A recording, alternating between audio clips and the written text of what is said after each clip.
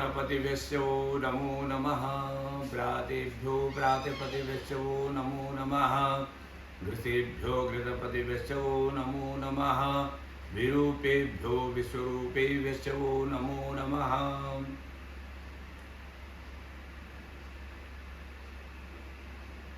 ओम श्री सरस्वती नमः।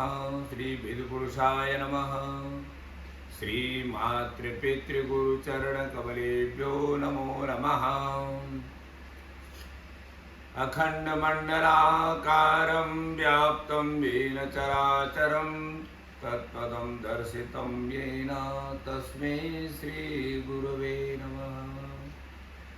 नारायण समारंभा श्रीरामानंदार्य मध्यमाम् अस्मदाचार्य पर्यन्तां वन्दे गुरुपरम्पराम्। सर्वेभ्यो देवेभ्यो नमो नमः। भगवत कृपा से बहुत समय बाद पुनः अपनी संस्कारशाला में सभी भक्तजनों का, सभी श्रेष्ठ जनों का अभिवादन नमन करते हुए जो हमारे सनातन परंपरा है, जो हमारी सनातन संस्कृति है, उसका चिंतन करते हुए आज मैं ऐसे विषय पर अपने विचार प्रस्तुत करने जा रहा हूं जो आज हमारी संस्कृति में बहुत कम दिखाई दे रहा है। जो हमारी संस्कृति का प्रधान अंग था,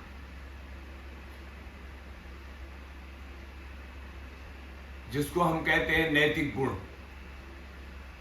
नैतिकता आज हमसे बहुत दूर जा रही है। हम नैतिकता की बात तो करते हैं परंतु उसका आचरण नहीं करते। हमारे अंदर नैतिक गुण होनी चाहिए। जब तक हमारे अंदर ये नैतिक गुण नहीं आई तब तक हम अपनी संस्कृति और अपनी सनातन परंपरा का जो महत्व है उसको नहीं समझ पाते हैं, नहीं समझ सकेंगे। इसलिए आदरणीय सज्जनों, आपसे ये करबद्ध प्रार्थना है कि हम जहाँ में रहें, जिस स्थिति परिस्थिति में रहें, अपनी नैतिक गुणों का, नैतिक मूल्यों का ध्यान रखिए, चिंतन करिए।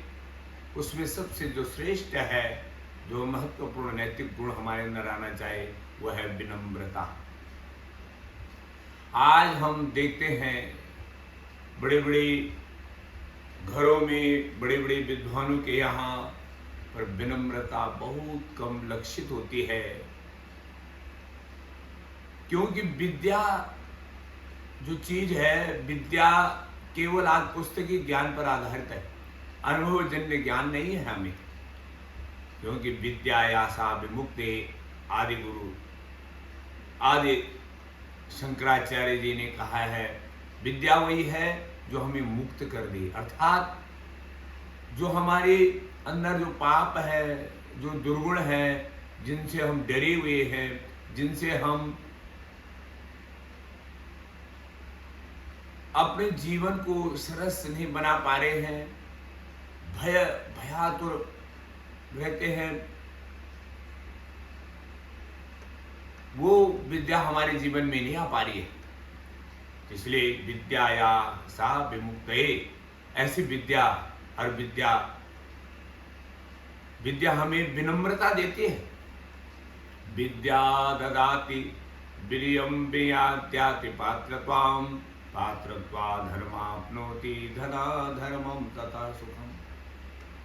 जब तक हमारे अंदर सद्विद्या नहीं आती है, अच्छे सदगुरु के पास रहकर सदाचरण पूर्वक विद्या का अर्जन नहीं कर पाते हैं, तब तक हमारे अंदर विनम्रता नहीं आ सकती है। आज हम भौतिक ज्ञान तो प्राप्त करने जा रहे हैं, पर जो विद्या हमें विनम्रता दे उससे दूर हट रहे हैं, उन नैतिक मूल्यों से हम दूर हट रहे हैं, इसलिए विनम्रता हमारे जीवन में नहीं आ पा रही। इसलिए ऐसी विद्या हम प्राप्त करने चाहिए जो हमारे अंदर विनम्रता देती है। जब तक हमारे अंदर विनम्रता नहीं आती है, देखो शास्त्रों में कहा भी गया है, भवन्ते नम्राः सर्वो फलोद्यमे। पेड़ों पे फल लगते हैं तो वो पेड़ नम्र हो जाते हैं, अर्थात झुक जाते हैं। पर आज हमारी स्थिति हो रही है, हम जितने पढ़े लिखे होते हैं उतने हमारे अंदर अहंकार जीवन में आ जाता है, उदंडता जीवन में आ जाती है, उच्छृंखला जीवन में आ जाती है, विनम्रता नहीं आती है। इसलिए विनम्रता सबसे श्रेष्ठ गुण मनुष्य का है। वह अच्छी सद्विद्या से सदगुरु के पास में जा करके माँ पिताजी के सेवा करके ये विनम्रता हमारे जीवन में आनी चाहिए, और विनम्रता पूर्वक अपने से बड़ों से वार्तालाप करनी चाहिए। आज हम बच्चों पे भी देखते हैं वो संस्कार नहीं आ रहे हैं, वो विनम्रता नहीं आ रही है, जिस विनम्रता से उनका जीवन सरस बने, सुखद बने और आनंद से अपने जीवन को यापन करे। इसलिए विनम्रता विद्या ददाति विनयम। जब तक विद्या हमारे जीवन में नहीं है तो विनम्रता नहीं आएगी। विनम्रता विनयाद्यादि पात्रत्वम, और विनम्रता से हमारे अंदर पात्रत्व आती है, योग्यता आती है। हमारे अंदर जो कुछ हम करने जा रहे हैं वो योग्यता हमारे अंदर आती है। और जब हम योग्य हो जाते हैं तो क्या योग्यता, जब योग्य पात्र बन जाते हैं, पात्रत्वा धन प्राप्नोति, जब पात्र हो जाते हैं तब हम क्या सभी लोग हमें स्वीकारते हैं।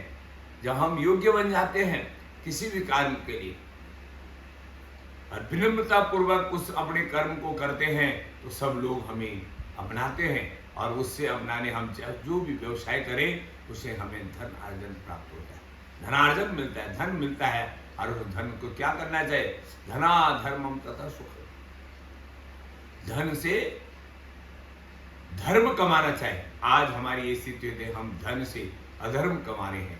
जितना हमारे पास धन आता है अपने उस धन और उस अभिमान में आकर, क्योंकि विनम्रता गुण है नहीं, विद्या हमने अच्छी प्राप्त की नहीं है, तो हमारे अंदर